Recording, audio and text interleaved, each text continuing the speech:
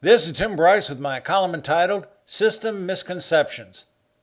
I've been writing about information systems for over 3 decades, mostly to IS professionals, and I've spent an inordinate amount of time trying to clarify our terminology and concepts, as well as dispel basic misconceptions about systems. For example, there are those who believe an information system is a computer. Sorry, but no, that is a piece of equipment, a tool used within a system. Then there are those who think it is a computer program or collection of programs like what you find on an iPhone. As an aside, the word app for application is indicative of the sloppy thinking in the industry. An application of what? No, let's call a spade a spade. They're not apps, they're programs, but I digress. Perhaps the biggest misconception regarding information systems is that you cannot have one without a computer.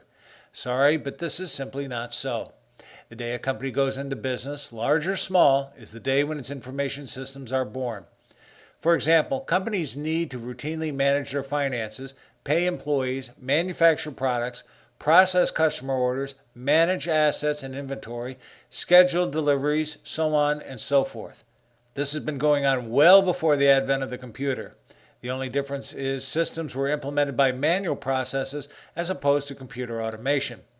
Perhaps the best way to think of an information system is as an orderly arrangement or grouping of business processes dedicating to producing information to support the actions and decisions of a business.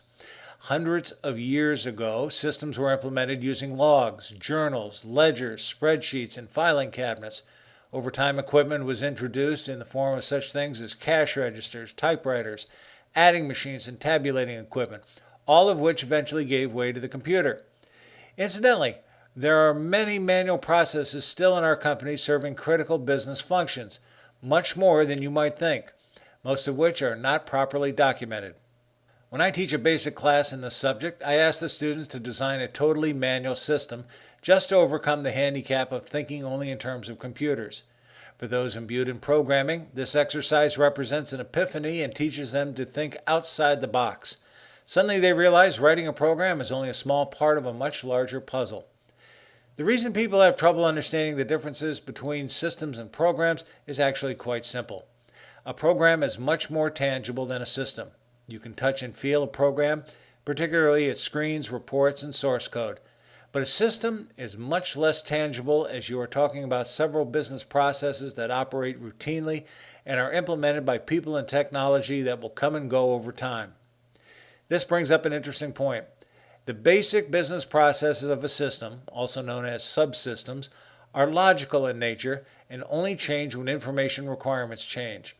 They are implemented by manual procedures and computer programs that are physical in nature and change dynamically as technology changes, but the business process remains essentially the same. Consider this: for any company who has been implementing payroll for a number of years, has the process of paying your employees really changed, or was it the method of its implementation? If years ago you paid your employees on a weekly or monthly basis, you're probably still doing so. The only thing that has changed is physically how you have been doing it. Whereas you may have started out preparing payroll manually years ago, this is probably replaced by a commercial package to do the same thing, which has probably been updated or replaced several times. But your employees are still paid weekly or monthly, aren't they?